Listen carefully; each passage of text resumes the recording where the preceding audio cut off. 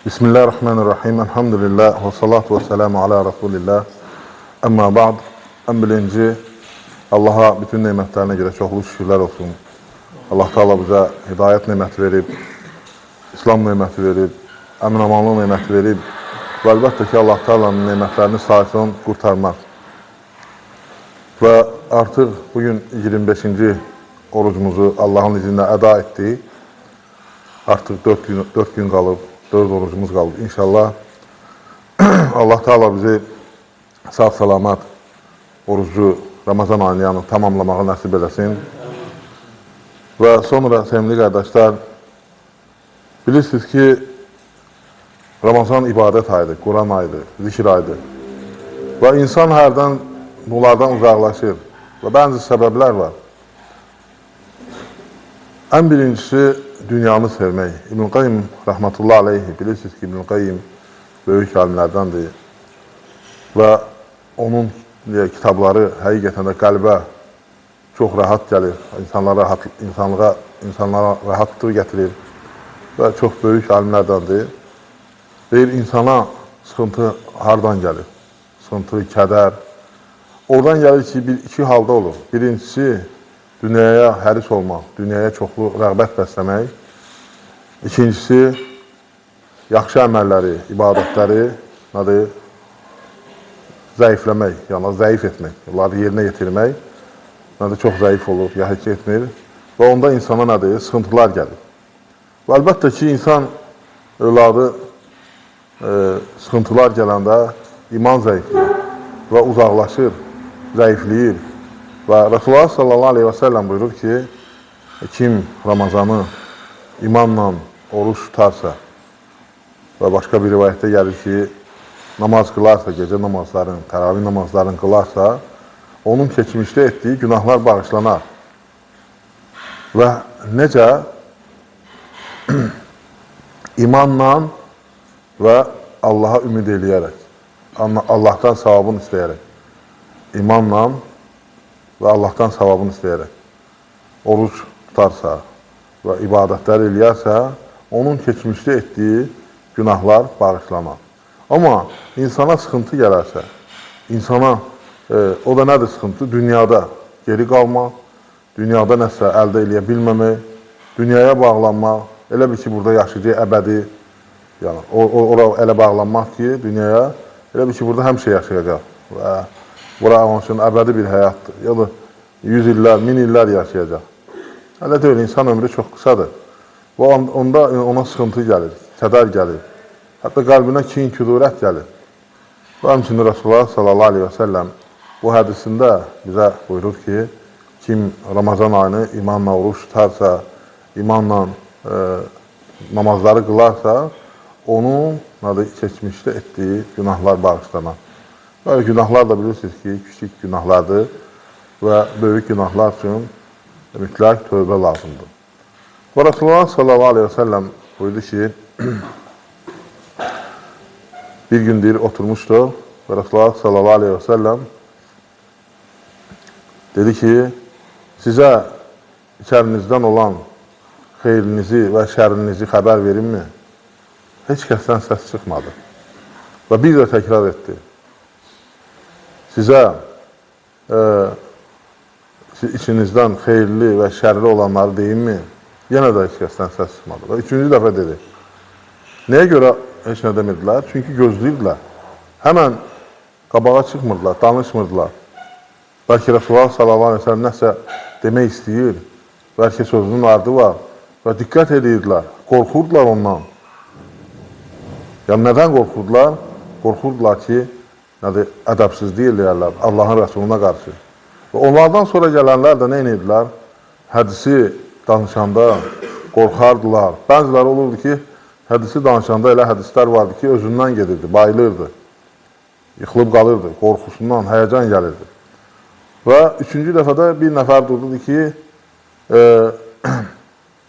bunların bizim işimizdə xeyirli olanı və şərli olanı kimsə onu bizə xəbər verir. Yəni, artıq gördülər ki, tam əmin oldular ki, Rasulullah sallallahu aleyhi və səlləm nəsə demək istəyir. O da nədir? Neçə dəfə deyəndən sonra. Amma bugün görürsən, hərə bir mikrofon alıb düşür, Kimlə gəldi, danışır, bildi, bilmədi. Bir neçə şey bilirsə, yüzün bilmir. Ya bunlar hamısı təhlükəli şeylər. Hətta o sələflər deyir ki, əgər səndən bir şey soruşulursa, sən ona cavab vermirsənsə, sən sevin ki, qiyamət günü sənin boynundan bir şey götürüldü. Yoxsa sənin boynunda da o yük. Sevin ki, sən ona cavab verməmsən. Yoxsa məsələn, ay mən bağlandım, ay mənə bağladılar, ay nə bilim, mən cavab vermədim. Yəni, bunlar hamısı nədir? Təkəbbürlü, insanı məhv edən şeylərdir. Və Rasulullah s.ə.v dedi ki, sizin xeyriniz odur ki, ondan xeyr umulur və onun şərrindən də əmin-aman içərisində olursan ki, ondan sənə şər deyməz. Yəni, arxain olursan şərrindən ki, yəni, hələ insanda şər olmaz. Və şərriniz odur ki, yəni, xeyriniz budur, şərriniz odur ki, ondan xeyr gəlməz və onun şərrindən də əmin-amanlıqda ola bilməzsən. Bunlar hamısı təhlükəli sifətlərdir. İnsan, yəni, xeyr odur ki, daima odamdan həmişə xeyr gəlir. Və ən birinci xeyri o insan harada eləyir? İbadətdə eləyir. Rəbbi qarşısında. Çünki ən birinci xeyirli olmaq Allahlandır. Və ona görə də ibadətləri yaxşı eləmək lazımdır. Zikirləri Allahdan qorxmaq lazımdır və Allah Taala'nın cəzasından qorxmaq lazımdır. Və heç də sən başqalarına artıq deyilsən, səndən qabaq ki, nə qədər izzətli, nə qədər güclü, nə qədər hətta Allaha yaxın olan ki, Allah Taala onları seçmişdir, Allah Taala onları izzətli eləmişdir, nemət vermişdir, Peyğəmbər göndərmişdir, Allah Taala onları neynədir? Məhv elədi etdiyi günahlara görə. O cür insanlar ki, birdən-birə Allah Taala'nın qəzəbinə tuş gəldilər. Və ona görə də mömin odur. O gözəl insan, şərrinizdə olan odur ki, deyir, onun xeyrindən arxayınsan ki, bu adamdan heç vaxt şər gəlməz, xeyr gələr. Və ondan da şər gəlməz. Yəni, tam əminsən ki, ondan sənə şər gəlməz. Və şərriniz odur ki, deyir, ondan xeyr gəlməsinə inanmırsan. Nədir? Xeyr yoxdur onda və sənə şər deyməsə də etibarın yoxdur ki, yəni o sənə şər eləməz. Yəni, bu cür sifət bizə yaraşmaz. Və ona görə də ibadətlər səni təmizləyir. Və bu Ramazan ayı səni fikirləşməyə bir də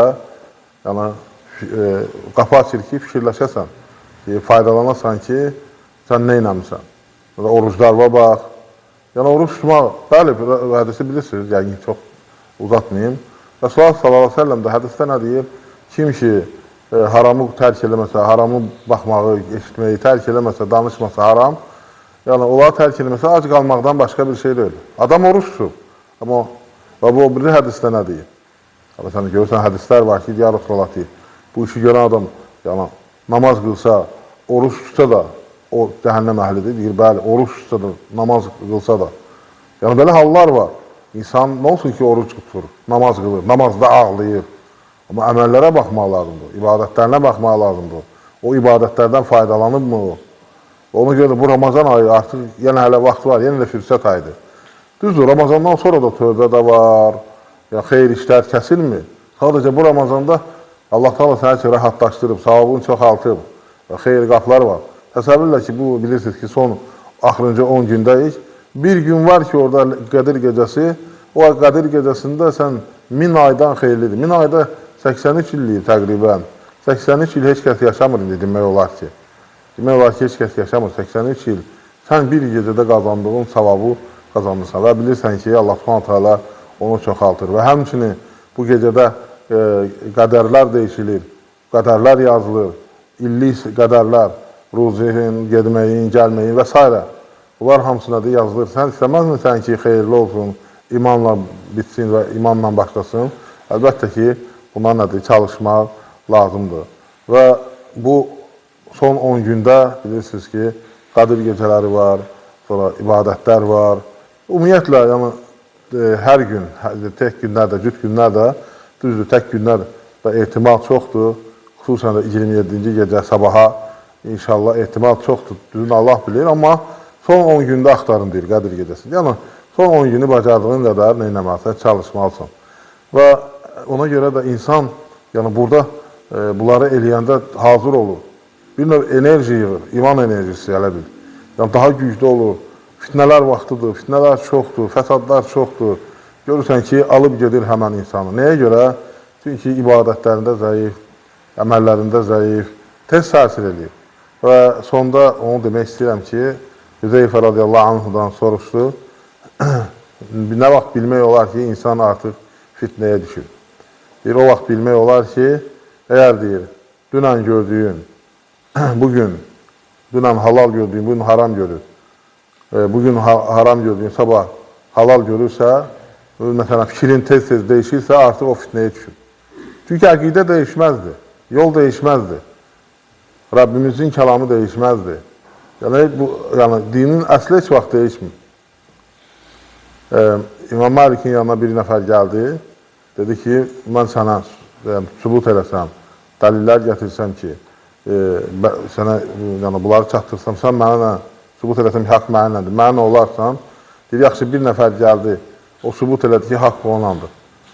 Onda deyir, mən onu olacam. Deyir, sənin yanı yolun yoxdur, din bir dənədir, yol bir dənədir. Nətər ki, hamımız Adəm əleyhissalamın övladlarıyıq. Adəmdir, hamısının atası Adəm əleyhissalamdır.